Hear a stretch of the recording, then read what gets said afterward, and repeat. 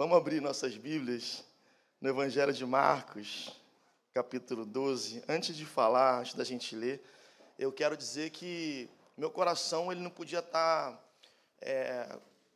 vivenciando um momento de alegria maior, né? Até trouxe aqui a minha camisa que eu ganhei da igreja, né? Fiz questão de vir com ela hoje para agradecer a vocês por esse tempo, né? Que eu vim ajudar, mas que meu coração foi tão abençoado pelo carinho de vocês. Cris, você tem uma igreja muito amorosa, cara. Edu, vocês estão fazendo um ótimo trabalho aqui. Eu tenho visto o quanto as pessoas têm refletido Cristo, o Evangelho.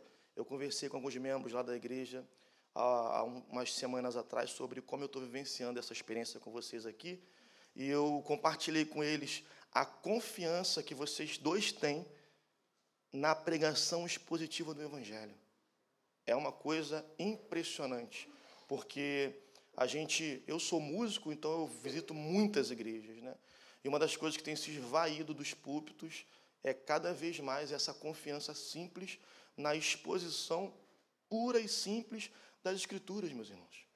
As pessoas estão cada vez mais lançando mão de subterfúgios a fim de atrair pessoas, atrair multidões, mas louvado seja Deus, porque eu estou vendo aqui uma igreja em grande crescimento, com pessoas vindo e indo, sim, mas vindo mais do que indo, e, ao mesmo tempo, com a simplicidade da pregação do Evangelho. Meus irmãos, a palavra de Deus ela é suficiente. Guarde isso para a sua vida. Siga o exemplo dos seus pastores. A palavra de Deus é suficiente. Vamos abrir 12. Vamos ler a partir do verso 18. Um texto que tem uma discussão difícil. Verso 18. No entanto, Jesus trata de forma simples dessa discussão. E eu adoro a forma como Jesus responde ela. Então, se aproximaram dele alguns dos saduceus que dizem não haver ressurreição e lhe perguntaram, dizendo: Mestre, Moisés nos deixou escrito que se morrer alguém deixando mulher sem deixar filhos, o irmão dele case com a mulher e suscite descendência ao irmão. Ora, havia 7 irmãos. O primeiro casou-se e morreu sem deixar descendência. O segundo casou-se com a viúva e morreu não deixando descendência. E da mesma forma o terceiro, e assim os 7, e não deixaram descendência. Depois de todos, morreu também a mulher. Na ressurreição, de qual deles será ela esposa? Pois os 7 por esposa a tiveram. Respondeu-lhe Jesus: Porventura não errais vós em razão de não compreenderdes as Escrituras, nem o poder de Deus? Porquanto, ao ressuscitarem dos mortos, nem se casam, nem se dão em casamento. Pelo contrário, são como os anjos nos céus. Quanto aos mortos, porém, serem ressuscitados, não leste no livro de Moisés, onde se fala da sarça, como Deus lhe disse: Eu sou o Deus de Abraão, o Deus de Isaque e o Deus de Jacó. Ora, ele não é Deus de mortos, mas de vivos. E estais em grande erro. Vou fazer mais uma oração, amém? Senhor, obrigado por essa noite, por esse tempo de adoração. Obrigado por ver uma comunhão de pessoas que se amam, ó Deus, e que honram aqueles que chegaram, que serviram e que agora estão partindo. Senhor Jesus, obrigado pela singeleza da comunidade cristã. Que o Senhor nos abençoe agora com clareza na exposição do Teu Evangelho. Que o Senhor nos ajude e nos dê direção. E que, mais do que uma mera reflexão nessa noite, o Senhor venha sobre nós com o espírito de profecia. Senhor amado, porque a Tua palavra é a verdadeira profecia que tem o poder de transformar nossas vidas. Nós oramos em nome de Jesus. Amém. Meus irmãos, esse texto, como o pastor Eduardo falou na semana passada, é mais uma tentativa desse grupo de religiosos de pegar Jesus numa pegadinha, né? Eu tinha um professor muito chato de teologia, que ele ficava falando pegadinhas na hora da aula, e aí a gente respondia uma coisa, ele, não é assim, é não sei o quê, uma pegadinha boba. Rapaz, eu tinha uma raiva daquilo. Eu sempre lembrava desses irmãos aqui, falando com Jesus. Eu falava, pastor, o senhor já leu essa passagem? Como eles falaram com Jesus dessa forma? Você não acha parecido? Né? É muito chato essa forma de abordagem, mas eles chegam aqui para Jesus e todos os comentaristas que eu li, não há nenhum tipo de divergência entre esse grupo. Esse grupo era simplesmente o que esse texto diz deles e autoafirma sobre eles. O texto diz que eles eram os saduceus e ele explica quem eram os saduceus. O que há de importante para saber sobre os saduceus? O que há de importante para saber nessa discussão é que eles não acreditavam em ressurreição. É que eles eram uma seita que buscava seguir a lei de Moisés, no entanto, não acreditavam na doutrina da ressurreição dos mortos. Não acreditavam que havia vida após essa existência carnal. E isso é interessante, meus irmãos, porque isso é um tipo de materialismo. Aqueles homens eram nada mais, nada menos do que materialistas. Então você entende como que deve viver alguém que só pensa ou que acredita profundamente que a vida é só essa aqui. Esse alguém vive desesperadamente numa busca de satisfação pessoal. E esses homens intentam contra Jesus e trazem para ele uma questão. Entenda por que eu disse isso sobre eles. Para que você compreenda o porquê da resposta de Jesus, que às vezes, eu acho engraçado alguns textos sobre as respostas de Jesus, elas parecem evasivas, mas elas não são evasivas, elas são assertivas. Ouça isso, nunca mais leia uma passagem que Jesus responde a alguém acreditando ou sem isso em mente, tá? As respostas de Jesus nunca são evasivas, elas sempre são assertivas. E Jesus é arguido por esses homens, então, numa historincula aqui, que eles inventam sobre uma possibilidade de uma mulher que foi esposa de 7 irmãos, porque na lei de Moisés entendia-se que se essa mulher, se esse marido morresse antes de dar herdeiros homens para essa mulher, os irmãos dele tinham que tomá-la como esposa, para que ela pudesse ter direito à herança. Então, meus irmãos, aqui é uma questão legítima feita por homens que estavam com uma motivação ilegítima acerca de Jesus, abordando ele, tentando fazer com que ele se enrolasse na sua resposta. Vamos lá. Esses homens então arguem Jesus acerca disso. E dizem, olha, se morreu um sem dar herança, morreu 2 sem dar herança, morreu 3 sem dar herança, morreu 4, 5, 6, 7. Ela foi esposa dos 7 irmãos, os 7 morreram e a mulher sobreviveu aos 7 maridos. Meus irmãos, eu creio que essa esposa aqui deve ser uma mulher fantástica. Sobreviver a 7 homens, meus irmãos. Nos moldes dos tempos bíblicos e do modelo masculino daquela época, que mulher devia ser essa? Mas é claro que é uma historiúncula, essa aqui não é uma verdade.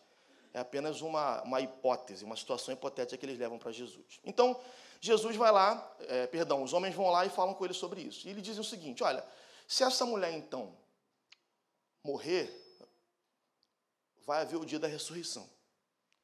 E no dia da ressurreição, segundo vocês acreditam, porque nós não acreditamos em ressurreição, nesse dia, de quem que ela vai ser mulher, esposa? Quem vai ser o marido dela? Porque ela teve 7 maridos.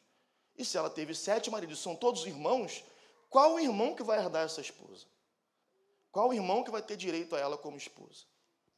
Então, ao que Jesus, categoricamente, sem pestanejar, e sem nenhum tipo de problema em dar a resposta. Todos os comentaristas também falam a mesma coisa sobre isso, que ele não perde tempo com a questão legal que eles trazem ali. Ele não tem nenhuma intenção de ficar explicando como de fato deve funcionar essa lei mosaica. Não, ele apenas trata do problema central do coração daqueles homens. Preste atenção nisso. Cristo está interessado no real problema da nossa vida, naquilo que de fato nos afasta dele. E deixar de crer na ressurreição, meus irmãos, é deixar de crer numa doutrina central do Evangelho. O apóstolo chega a dizer que se a gente não acredita que haverá ressurreição dos mortos, a gente tem que comer e tem que beber e viver a nossa vida, porque só nos resta isso. Perdemos a esperança. Se não houver vida futura, não há esperança para nós. Nós somos semelhantes aos gentios. Então, meus irmãos, Jesus volta-se para aqueles homens e responde o seguinte, versículo 24. Porventura, não errais vós em razão de não compreenderdes as Escrituras e nem o poder de Deus. Então, vamos começar a entrar em questões práticas que podem servir para a nossa vida. Esses homens se aproximam de Jesus com uma premissa. Essa premissa é um entendimento que eles já têm. E com frequência nós agimos dessa forma.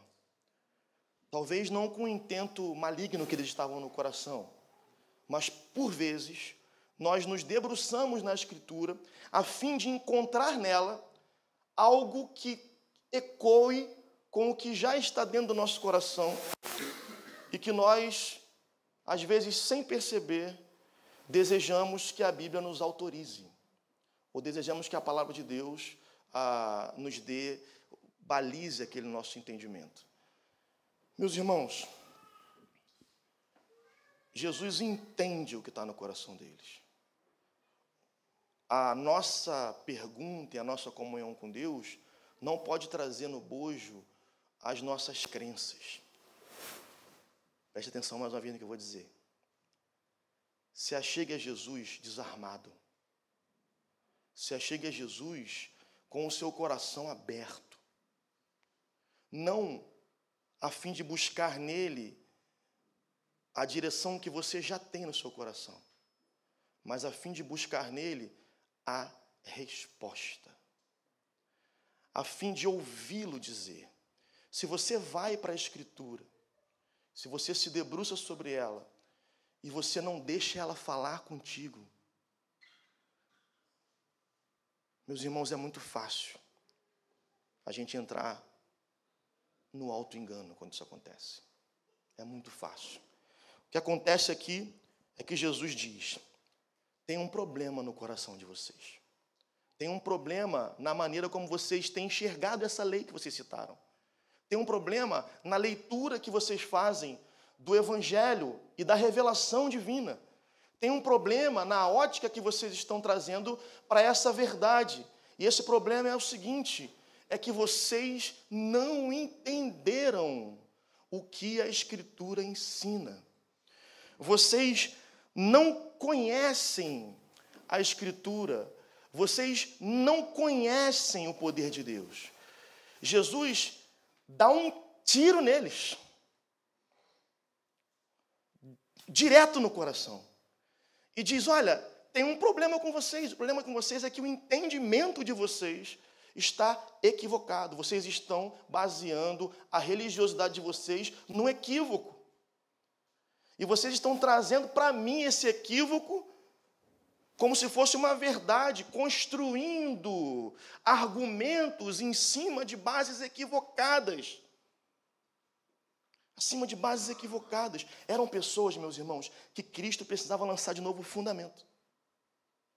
Embora andassem e vivessem a religião judaica eram pessoas que precisavam ter trocado o fundamento da sua fé. Porque o fundamento estava errado. Então Jesus olha para eles e diz: vocês estão errados, porque vocês não compreendem nem a Escritura e nem o poder de Deus. A Escritura, meus irmãos, ela revela a verdade. E a verdade, ela é o poder de Deus.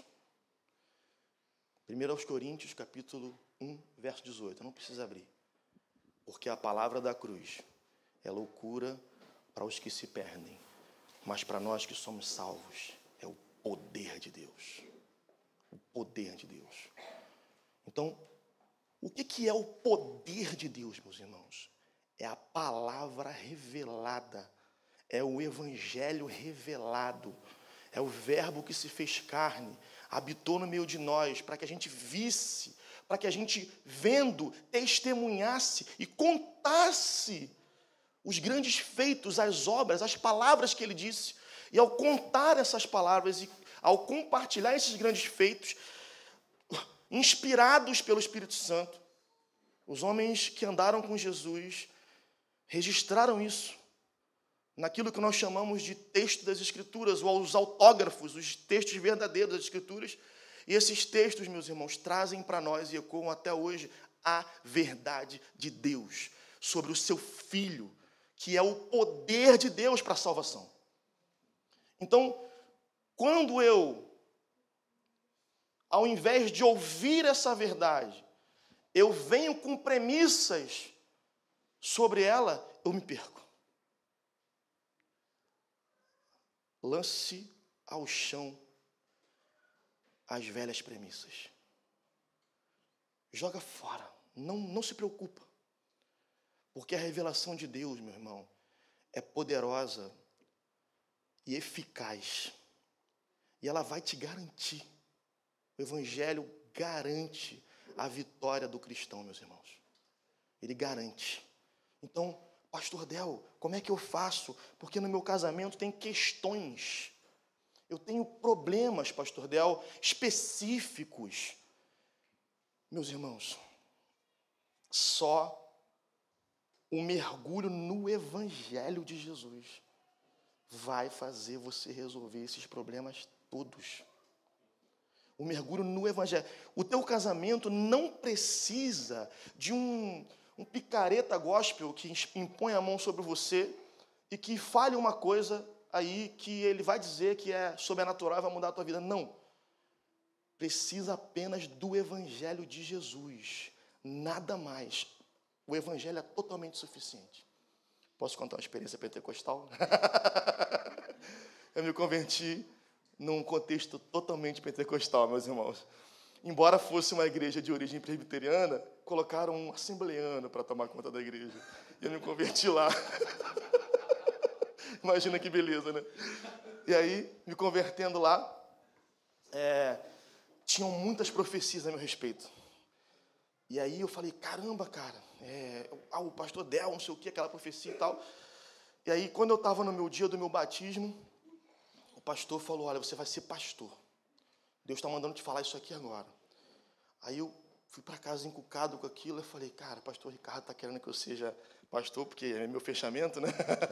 Ele está querendo que eu sirva como ele no ministério pastoral. E aí eu fui para o culto de quinta-feira, totalmente duvidoso acerca disso. E quando eu cheguei lá, eu falei, Deus, não é possível. O pastor Ricardo está inventando essa história. E aí entrou uma irmã, imagina, meus irmãos, da igreja semi-presbiteriana, semi-reformada. O pastor pentecostal no púlpito pregando, o irmão Del fazendo louvor com um violãozinho, e fogo caindo na igreja, né? Essa é uma expressão pentecostal, se você conhece, você vai saber o que eu estou querendo dizer. E aí entra uma irmã de uma outra igreja, que era tão mais pentecostal que a nossa, que eles não entravam na nossa igreja. Porque eles achavam a gente carnal. Entendeu? E entra a irmã do coque. Vai lá na frente, e eu estou lá, falando com Deus sobre isso, que o pastor Ricardo tinha me enganado, né? E aí ela falou assim, por acaso não tenho eu dito que tu vai ser pastor? Por que tu duvidas? Aí eu falei, meu Deus do céu, e agora o que eu vou fazer? O que eu vou fazer agora? Aí eu fiquei aquilo na cabeça, meus irmãos, uma semana aquele negócio não saía da cabeça, Cris. Aquela profecia daquela irmã. Aí eu fui lá para um encontro de liderança. Aí eu falei com o pastor, aí ele me contou de várias amizades que ele tinha com várias pessoas. Aí eu falei, cara, e se ele conhece aquela irmã do coque? E falou com ela desse negócio que era para falar, que ele viu que eu fiquei meio duvidoso. Combinou com ela, ela foi no culto e acabou comigo, né? Não foi Deus não, foi pastor Ricardo combinado com a mulher. Beleza, fui. Aí, meus irmãos, eu fiquei doente. Fiquei muito doente. Na época eu não tinha nem plano de saúde, eu era muito pobre. Eu me lembro que no meio dessa pobreza toda, eu tinha uma amiga que era espírita kardecista, e essa mulher era médica. Aí eu falei assim, doutora Lívia, você pode me ajudar? Eu estou muito doente, febre não passa, eu não sei o que fazer. E ela me levou num hospital que ela trabalhava lá em Realengo. Eu morava aqui na freguesia. E aí, eu fui lá em Realengo, no SASE, quem conhece aí sabe, de Realengo. Cheguei lá, essa irmã, essa senhora, passou, fez todos os exames, tal, resolveu. Aí falou, você fica naquela fila ali que o médico vai falar com você. Eu fiquei na fila. Do outro lado tinha a fila do pediatra. Aí eu sentado, Cris, de jeans e camiseta, cara. Vem uma irmã. Lá do outro lado, com o nenenzinho no colo, estava no pediatra, saiu da fila, veio devagarzinho, eu estava sentado assim. Ela falou, irmão, me desculpa, me intrometer que você está esperando o médico, mas Deus mandou falar que irmão é pastor. E que na hora certa ele vai te levantar. Estuda. Aí eu falei, cara, não tem jeito, vou ter que estudar, eu vou ter que ser pastor. Aí eu fui estudar, ser pastor. Falar que eu conheci o Dudu, a gente se conheceu no seminário, fizemos o mesmo seminário. E aí, um ano de seminário, Deus parou completamente de falar comigo profeticamente. Eu fiquei em crise. Porque todo lugar que eu ia tinha uma profecia. Era uma coisa louca. Se você já foi em igreja pentecostal, você sabe que é assim, né? Não era eu que era especial, é que é assim com todo mundo, né? Vocês estão entendendo isso, né? Não tem nada de especial em mim, é assim com todo mundo, entendeu? Aí eu, na crise, eu falei assim, rapaz, eu acho que eu traí Deus, porque eu estou aprendendo essa doutrina aqui, calvinista, sabe? E, parou, secou as profecias, acabou tudo. Não tem mais experiência nenhuma, ninguém mais fala comigo, não tem mais nenhum profeta para falar comigo. Falei, meu Deus, acabou minha vida. Acabou minha comunhão com Deus todinha. 1 ano passou, 2 anos passou, nenhuma profecia, meus irmãos. 2 anos? Não existe no meio pentecostal isso. Aí, eu estava lá, vi a Renata, pediu oração, estava rouca. Aí, falou, pastor, você pode orar por mim? Pastor João Cardoso. Pode orar por mim, que eu estou rouca, tem que dar uma palestra. Eu, tá bom, vamos orar. Eu em crise, orando com Deus, falando o tempo todo, Deus não falava mais comigo. Aí fomos para a sala pastoral. Del, você pode me ajudar a orar aqui pela irmã? Tá, fomos a orar. Fomos orar, aquela irmã presbiteriana, dentro de um contexto presbiteriano, dentro da igreja presbiteriana, num seminário reformado, começou a falar com a língua solta, meus irmãos. Em que sentido? Ela estava rouca aí, ficou zerada a voz dela. Ela voltou a falar normalmente. Cris, ela estava completamente rouca. Aí ela falou assim, tu sabes por que eu falo assim contigo hoje, para que tu aprenda a viver pela suficiência da minha graça. A minha graça te basta. O que Deus estava me ensinando naquele silêncio profético? Estava me ensinando que a palavra dele me basta. Ele rompeu o modelo que eu estava acostumado e trouxe de novo ele para mim, para a minha realidade, que já era outra, já era totalmente presbiteriana, e falou assim, não tem nada de errado que você está vivendo. Você está me conhecendo do jeito que tem que conhecer, através da palavra. A minha graça te basta. Se aperfeiçoa nela, aprende ela, mergulha no Evangelho. Ela é suficiente para você. Então, onde a gente erra, meus irmãos? Quando a gente se afasta da revelação divina.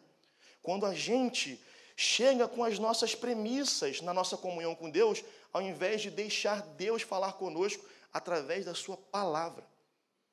Como é que a gente muda isso? A gente muda isso mergulhando na Bíblia. A gente muda isso conhecendo boa literatura cristã. Pergunte aos pastores quais são os autores que eles estão lendo. Se interesse por boa teologia. Procure aprender, saber, conhecer mais o Evangelho de Jesus. Se você conhecer ele muito bem, você vai ver como a sua vida vai ser muito melhor. E você vai ficar muito mais livre de muito erro e de muita operação do engano. A palavra de Deus é totalmente suficiente. Versículo 25. Porquanto, ao ressuscitarem dos mortos, nem se casam, nem se dão em casamento. Pelo contrário, são como os anjos nos céus. A única explicação que Jesus dá para a situação que eles trazem é essa. Olha, gente, vocês estão totalmente errados, totalmente equivocados. Vocês estão querendo explicar o céu com premissas do mundo, com premissas materialistas, com premissas completamente limitadas. Vocês estão tentando encaixar o céu numa janela quadrada desse tamaninho. Ele não cabe aí. A realidade futura não é nem um pouco, muito pouco, ela é muito pouco explorada e explicada. A gente não tem nenhuma noção de qual vai ser a realidade futura, e ele só traz um lampejo disso e diz, olha, não vai ser assim. Veja os anjos e entenda que o tipo de relacionamento que haverá na vida vindoura não será igual. A sociedade não vai ser estabelecida da forma exata como ela está sendo estabelecida agora. Né? Hoje a ordem é crescer e multiplicar. E no céu? Nós vamos ter que multiplicar? Ou já seremos a multidão dos santos? Eu não sei, você não sabe.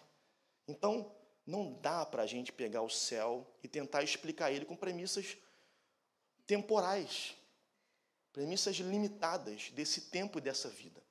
Não dá. Então, não tente fazer isso.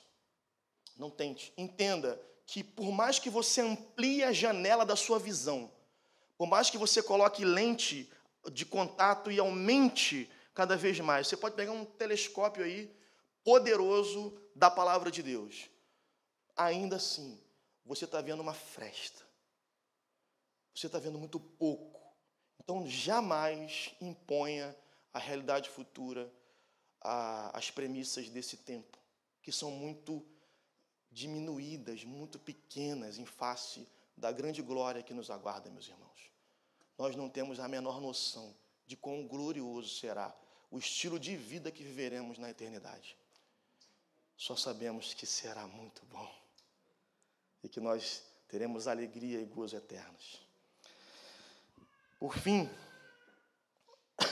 ele diz, quanto aos mortos, porém, serem ressuscitados, não leste no livro de Moisés, onde se fala da sarça, como Deus lhe disse, eu sou o Deus de Abraão, o Deus de Isaque e o Deus de Jacó. Ora, ele não é Deus de mortos, mas de vivos. Olha o que Jesus está dizendo.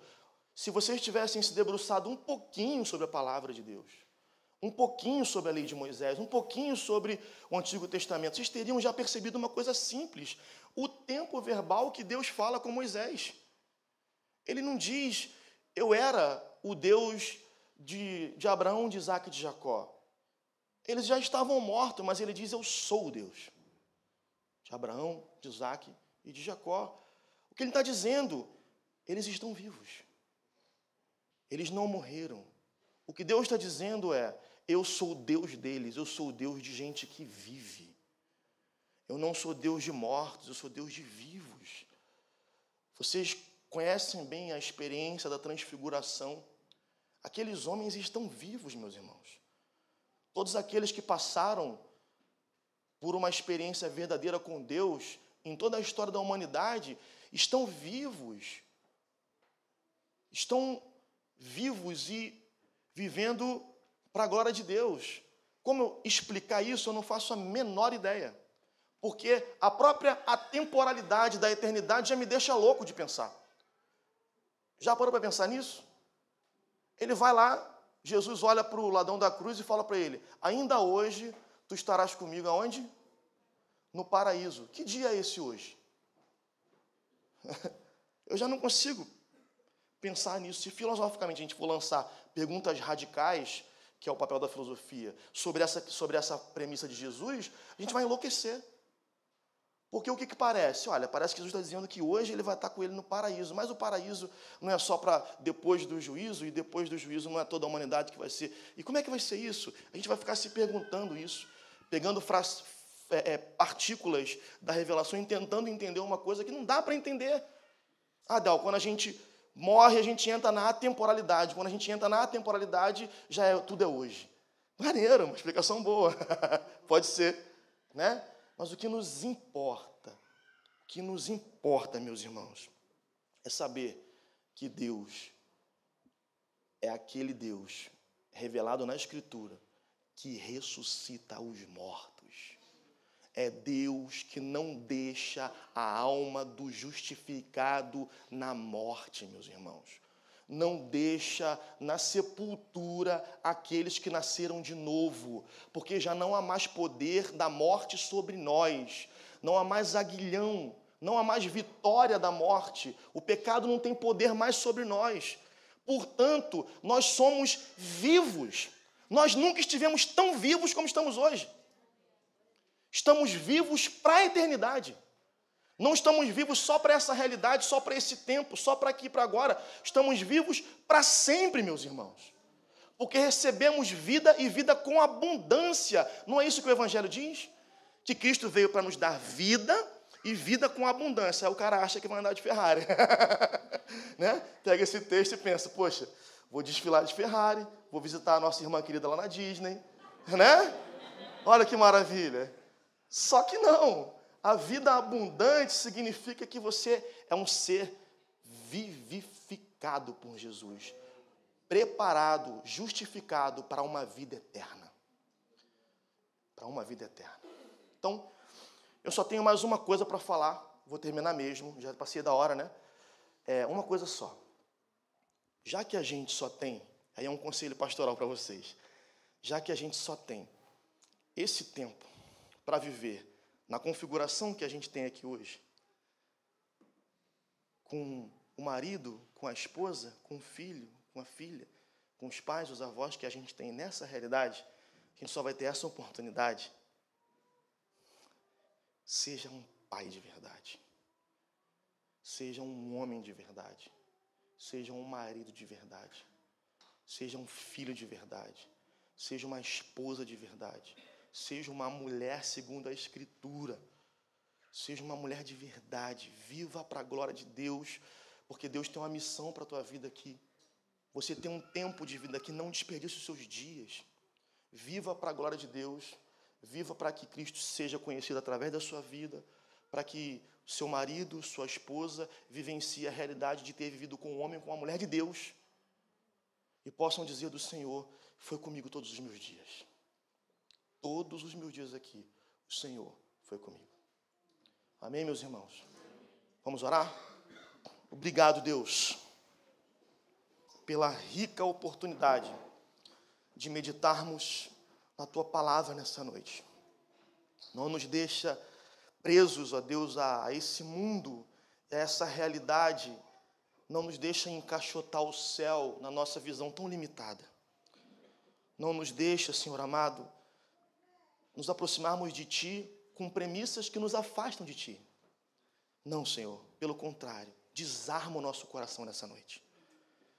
Desarma, Senhor Jesus, faz a gente ficar solto, livres, para Te ouvir, como Maria fez, quedados aos Teus pés, ouvindo os ensinamentos do Senhor, se deleitando na Tua verdade, aprendendo contigo, Senhor, porque a vida inteira não dá tempo de aprender tudo que o Senhor tem para nos ensinar.